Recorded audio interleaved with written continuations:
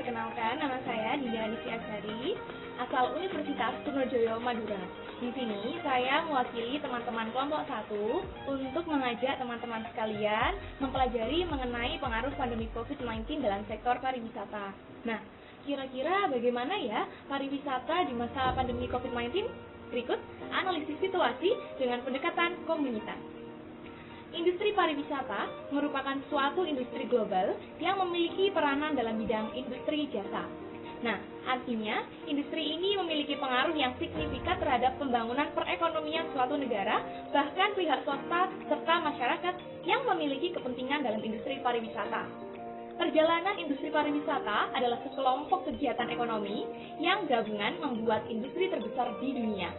Nomor 1 penggerak pekerjaan, salah satu ekspor terbesar di dunia, dan pendorong utama untuk investasi dan pertumbuhan. Selanjutnya, di samping saya sudah terlihat tabel kunjungan wisatawan pada tahun 2020 sampai 2021. Kunjungan wisatawan mancanegara ke Indonesia melalui seluruh pintu masuk pada bulan Agustus 2021 berjumlah 123,3 kunjungan, atau mengalami penurunan sebesar 21,19% dibandingkan pada bulan Agustus 2020 yang berjumlah 161,5 kunjungan. Hal ini terlihat jelas bahwa dampak pandemi COVID-19 dalam sektor pariwisata sangat berpengaruh dalam pengunjung yang datang ke Indonesia.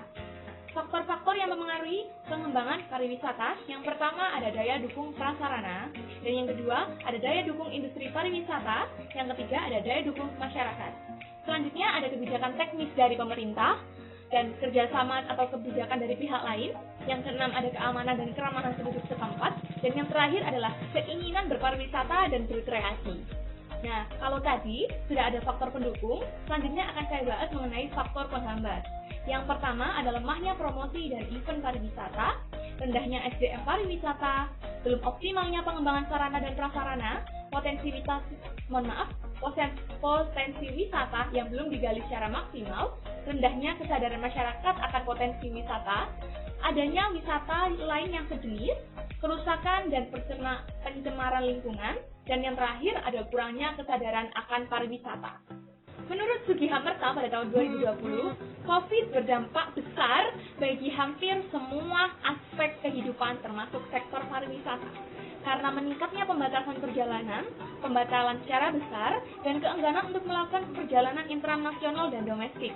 Perkembangan pariwisata di masa pandemi yang menyebabkan keterpurukan perlu segera ditangani oleh pemerintah dan dengan mengeluarkan kebijakan secara holistik dalam menangani situasi ini.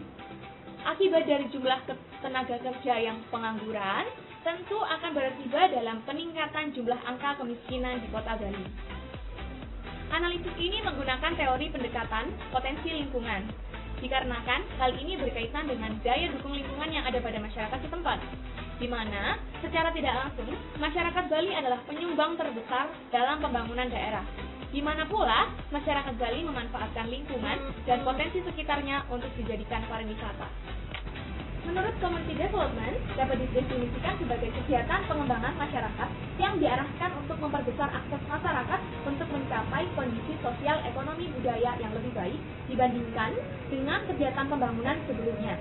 Diharapkan di masa pandemi ini, masyarakat dan pemerintah bisa saling bekerja sama untuk melihat adanya peluang yang ada di masa COVID-19 dengan melakukan refocusing terhadap kualitas serta target pasar pariwisata, sehingga ke depan pariwisata yang ada di Bali akan semakin berkualitas. Bersama saling bahu-membahu untuk kemajuan dan kebangkitan kembali pariwisata yang ada di Bali maupun di Indonesia. Ini adalah waktu yang tepat untuk meningkatkan diri dalam pembekalan ilmu, menambah keterampilan dan pendidikan untuk terus mengasah diri sehingga nantinya siap jika sektor pariwisata dibuka dan kembali normal.